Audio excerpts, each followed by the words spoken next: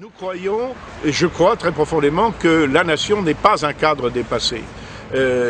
C'est un cadre encore très performant. D'ailleurs, on dit souvent que notre siècle, ou celui qui a immédiatement précédé, la dernière partie du XXe siècle, était celui de l'internationalisme, des organisations internationales dont on parle dans les programmes du bac, etc., l'ONU, l'Europe, etc. En réalité, le siècle qui vient de s'écouler a été le siècle de la revendication nationale.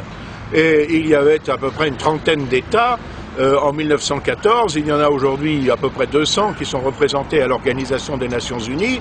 Et si donc cette aspiration à la nation, à sa reconnaissance, à son indépendance est aussi répandue sur les 5 continents, c'est donc qu'il doit bien y avoir dans le cœur de l'homme une aspiration universelle à la reconnaissance de ce cadre national. Il est certain que les hommes n'ont pas été faits pareils. Et qu'il y a des différences entre eux, il y a des différences ethniques, il y a des différences culturelles, il y a des différences sociales, il y a des différences aussi dans les milieux géographiques ou climatiques qui induisent aussi des psychologies différentes, déjà avec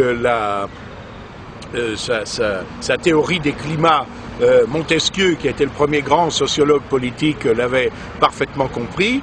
Eh bien, ces différences doivent être naturellement respectées, elles doivent être prises en compte. C'est la raison pour laquelle nous sommes des nationaux, nous sommes des patriotes, et nous ne croyons pas précisément au gigantesque melting pot dont rêvent les mondialistes, les globalistes, comme disent les anglo-saxons, où l'on ferait fi, où l'on ferait abstraction de ces différences qui sont naturelles et qui sont légitimes. Pour autant, l'indépendance de la nation ne signifie pas que l'on se coupe de toute relation internationale. Il y a un droit international, il y a des relations diplomatiques, il peut y avoir des organisations internationales avec des objets et des buts qui sont parfaitement légitimes. Et c'est précisément la richesse de cette vie internationale que nous ne négligeons absolument pas. On s'aperçoit de multiples façons de l'importance de ces réalités nationales. Prenez un exemple. Nous peinons à réaliser l'Europe. Nous voyons bien que c'est une construction artificielle que l'Union européenne, que c'est sur le point d'éclater, qu'on a beau empiler les contraintes bureaucratiques les unes sur les autres, des traités de plus en plus complexes auxquels les gens ne comprennent rien, qu'on n'arrive pas à faire une unité artificielle.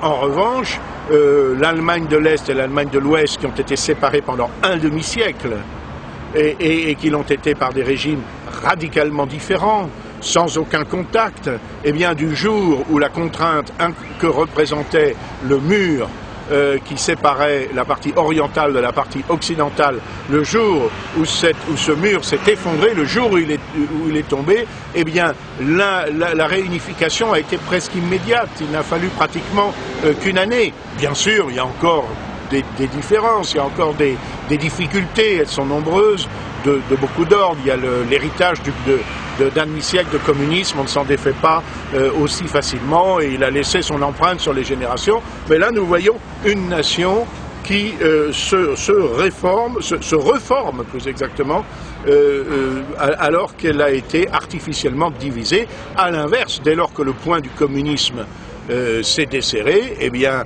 les nations à l'est de l'Europe ont repris leur indépendance et nous avons vu l'émergence extrêmement rapidement d'une quinzaine ou d'une vingtaine d'États différents, à commencer par les malheureux États baltes qui ont été opprimés pendant des décennies, mais qui tout de suite ont retrouvé les réflexes de leur identité et de leur indépendance. C'est donc bien que la nation est une réalité qui doit être prise en compte dans le monde d'aujourd'hui et qui est infiniment plus performante sur tous les plans, y compris d'ailleurs sur le plan économique, que les constructions artificielles et beaucoup plus vastes que l'on voudrait lui substituer.